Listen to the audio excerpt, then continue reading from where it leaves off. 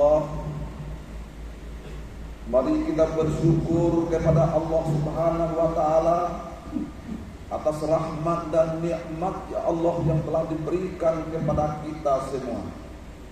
Sehingga dengan rahmat dan nikmatnya Allah, kita pada kesempatan hari ini, Idul Adha ini, kita dapat melangkahkan kaki, mengayunkan tangan menuju masjid yang kita cintai ini, dan rangka kita selesai melaksanakan sholat Idul Adha. Yang mudah-mudahan segala langkah kita, segala ayunan tangan kita, dengan ikhlasnya kita di masjid ini, mudah-mudahan mendapat pahala yang senantiasa tidak pernah terputus di hadapan Allah Subhanahu wa taala. Dan mudah-mudahan kita selalu senantiasa berbakti kepada Allah Subhanahu wa taala. Atas kita berbakti kepada Allah, sehingga bakti kita tidak pernah terasa puas kepada Allah Subhanahu wa taala.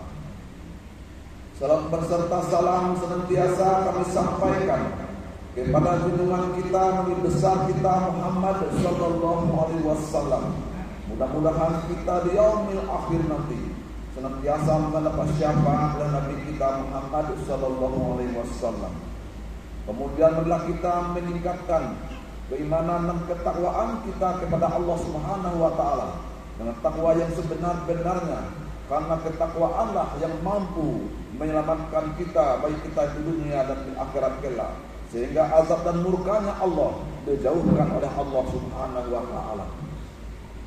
Allahu akbar, Allahu akbar, Allahu akbar, walillahil hamd. Bapak-bapak kaum muslimin sedang jemaah Idul Adha rahimakumullah, bahwasanya gemuruh takbir, tahmid dan tasbih sejak kemarin sore menggetarkan hati dan jiwa yang senantiasa beriman kepada Allah Subhanahu wa taala. Baik kita waktu berdiri, berbaring, duduk atau tidur, mengumandangkan surat takbir yang kita ucapkan, karena takbir ini menghidupkan sunnah Rasulullah SAW. Kalimat takbir adalah lafaz yang agung, lafaz yang mulia. Islam telah mengajarkan takbir kepada kita agar senantiasa mengagungkan asma Allah. Saat azan kita mengumandangkan takbir, saat iqamah kita melafazkan takbir, saat membuka solat kita mengucapkan takbir, saat bayi lahir kita ditiupkan kalimat takbir pada kedua telinga kita, saat penyembelihan hewan kurban juga membaca takbir. Ketika kita membaca takbir Allahu Akbar, kita ditanamkan keyakinan dalam hati kita bahwa Allah lah yang maha besar, Allah yang maha agung. Sungguh besar keagungan dan kebesarannya Allah Subhanahu wa taala. Kita adalah manusia yang lemah, manusia yang lemah bahkan lebih lemah, manusia yang hina bahkan lebih hina. Kita kecil di hadapan Allah Subhanahu wa taala. Berapa kekayaan yang kita miliki, berapa kendaraan yang kita miliki, rumah yang mewah, mobil yang mewah, itu tidak berarti di sisi Allah Subhanahu wa taala itu lebih kecil di sisi Allah Subhanahu wa taala. Allahu akbar, Allahu akbar, walillahil hamd. Kemudian daripada itu bahwasanya pada Zulhijjah ini ada dua gambaran bagi umat Islam yang dipanggil ke tanah suci. Mereka sibuk dengan rangkaian ritual ibadah haji, mulai dari wukuf di Arafah, mabit di Muzdalifah, Mina hingga Tauhid ifadah. Sedangkan umat Islam yang lain termasuk kita sibuk dengan ibadah, sedekah dan perayaan Idul Adha serta memotong hewan kurban. Idul Adha benar-benar hari yang besar. Ini bukan hari biasa seperti hari-hari yang lainnya. Coba kita rasakan kebesarannya, coba kita rasakan kewibawaannya, kemuliaannya. Demikian kita kira-kira Nabi SAW menganjurkan kepada kita. Hadirin sedang Idul Adha rahimakumullah. Kebesaran ini hari mestinya membawa dampak pada perilaku kita. Kita merasakan kebesaran, mendorong kita tertumbuh malu di hadapan Allah Subhanahu wa taala apabila perbuatan keji dan mungkar yang kita lakukan dalam hidup dan kehidupan ini. Maka untuk itu, hendaklah kita dengan adanya pertemuan ini, kita pada hari Idul Adha ini, kita menjauhkan diri kita daripada perbuatan yang keji dan yang mungkar. Sebagaimana Allah berfirman, wala sebagaimana wala tulqu bi aidikum ila tahlukah, dan wa ahsinu innallaha yuhibbul muhsinin, dan janganlah kau biarkan dirimu sendiri terbenam kepada kebinasaan, dan berbuat baiklah, sesungguhnya Allah senantiasa memilih orang-orang yang berbuat baik. Semakin banyak kita berbuat baik, semakin senang Allah dengan kita, semakin sayang Allah dengan kita. Karena kebaikan itu, dimanapun kita berada, di kota, di desa, kita senantiasa melakukan suatu kebaikan. Baik kebaikan itu kita sendiri dan orang lain dan sama orang ramai, tetap kebaikan kita tanamkan dalam hati satu bagi kita. Karena kebaikan itu merupakan suatu amal ibadah yang senantiasa tidak pernah terputus di hadapan Allah Subhanahu wa taala. Kemudian daripada itu, bahwa itu ada hambar bagi kita.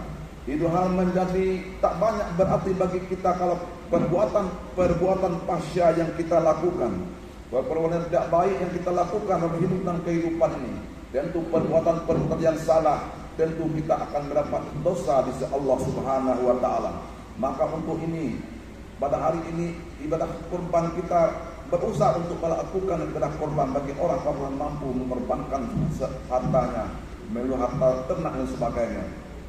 Kemudian masa kurban inilah dikisahkan oleh Nabi Ibrahim menyembelih anak kandungnya, sebagaimana Allah berfirman yang berbunyi falamma balagha ma'ahu sa'ya qala ya bunayya inni ara fil manam anni azbahuka fanzuru maza tara qala ya abatil tif'al ma tu'maru satajiduni insyaallah minas sabirin, yang artinya maka tatkala anak itu sampai pada umur sanggup berusaha bersama-sama Ibrahim berkata, hai anakku, sesungguhnya aku melihat dalam mimpi bahwa aku menyembelihmu, maka pikirkanlah apa pendapatmu. Ismail menjawab, hai bapakku, hai ayahku, kerjakanlah apa yang diperintahkan kepadamu, insya Allah engkau akan mendapatiku termasuk orang-orang yang sabar.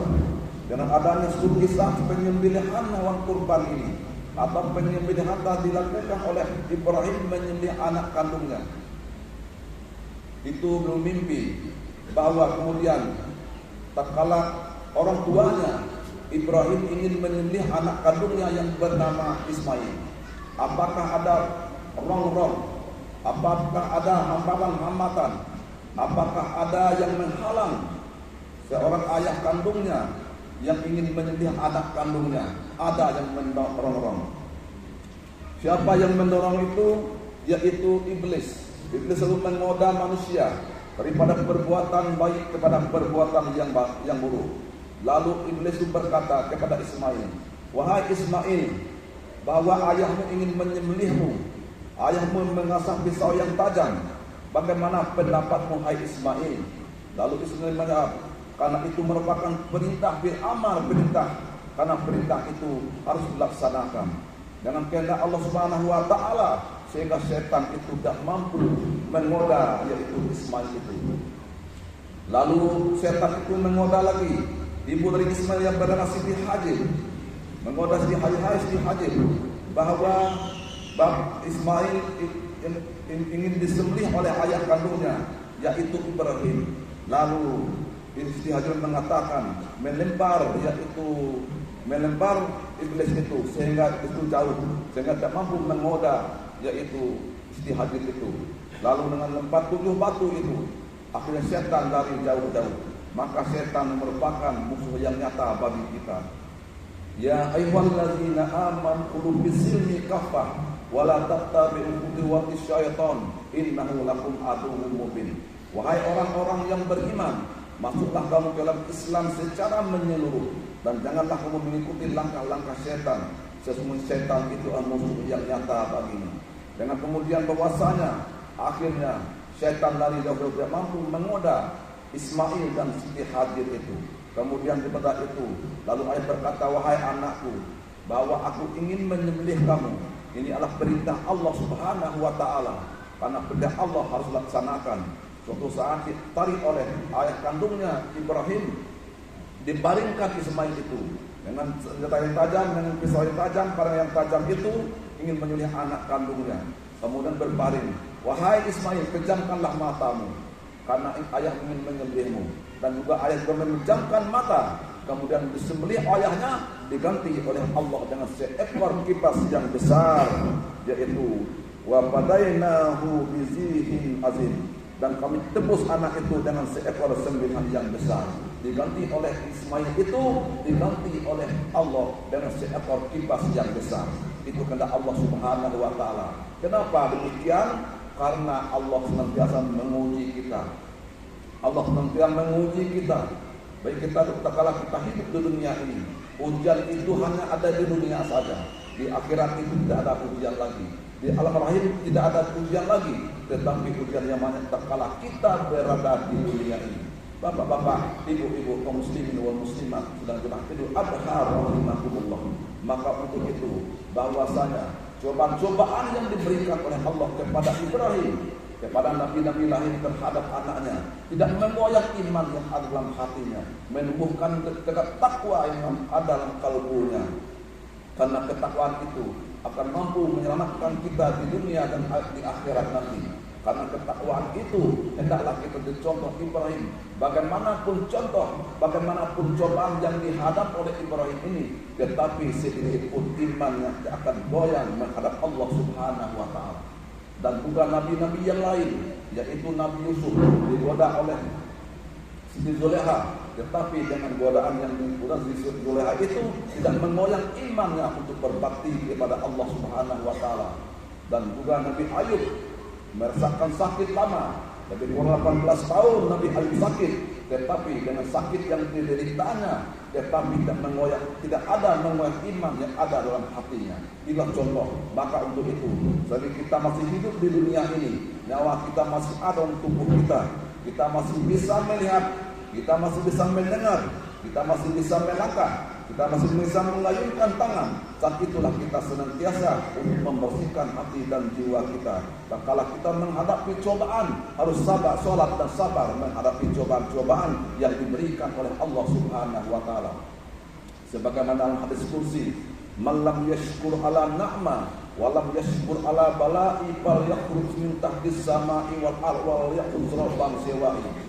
Barang siapa yang tidak menyukuri nikmat-nikmatku dan bersabar atas cobaan-cobaanku, maka keluarlah dari kolom langitku dan carilah Tuhan selain daripada aku. Di kemana kita keluar langit Allah besar, bahwa bumi Allah besar, kemana kita ingin lari. Maka untuk itu hendaklah kita senantiasa bersyukur kepada Allah dan bersabar menghadapi cobaan-cobaan seperti cobaan yaitu Ibrahim menyembelih anak kandungnya Ismail itu. Kemudian daripada itu, bapak-bapak, ibu-ibu, kaum muslimin wal muslimat rahimakumullah, hendaklah kita senantiasa selagi kita masih hidup ini, bahwa kita akan berpisah dengan dunia ini. Pada dunia yang berpisah dengan kita akan berpisah dengan dunia ini. Maka untuk itu hendaklah kita senantiasa bahwa ada tanda-tanda bahwa dunia ini akan meninggalkan kita. Di antaranya, dulu rambut kita yang hitam, sekarang rambut kita telah memutih. Dulu tangan barang kita yang kuat, sekarang sudah lemah. Dulu mata kita yang terang, sekarang telah kabur. Dulu telinga kita yang nyari, sekarang telah peka. Dulu lidah kita yang pasif, sekarang telah kaku. Itu tanda bahwa siapa-siapa pun akan meninggalkan dunia ini. Sebelum kita meninggalkan dunia ini, hendaklah kita senantiasa untuk bertobat kepada Allah Subhanahu wa taala atas kesalahan kita, atas dosa kita yang kita lakukan dalam hidup dan kehidupan ini. Karena sebaik-baik manusia itu bukanlah orang yang pernah bersalah, tetapi sebaik-baik manusia adalah orang yang sanggup memperbaiki kesalahannya sendiri. Kemudian kepada itu, bahwasanya pada hari Idul Adha ini, sekali lagi mana kita senantiasa untuk bertobat kita kepada Allah Subhanahu wa taala. Akan tobat kita dimanapun kita berada, hendaklah kita bertobat kepada Allah Subhanahu wa taala.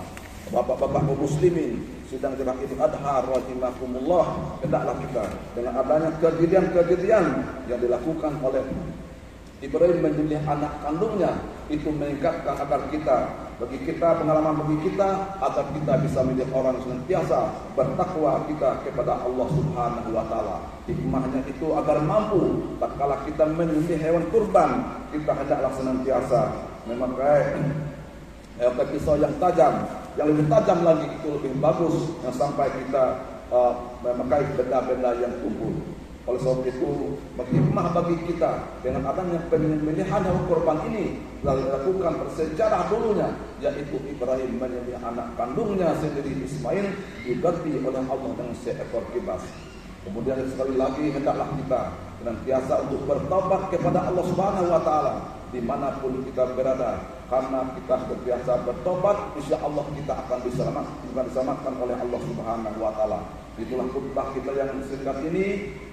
Mudah-mudahan apa yang kami sampaikan pada hari ini dapat bermanfaat untuk kita semua, dan mudah-mudahan kita senantiasa dalam hidup dan kehidupan ini senantiasa dalam ridhonya Allah Subhanahu wa Ta'ala, dan ridhonya Allah, dalam penjagaannya Allah Subhanahu wa Ta'ala, dan mudah-mudahan kita senantiasa diselamatkan oleh Allah Subhanahu wa Ta'ala baik di dunia maupun di akhirat kelak.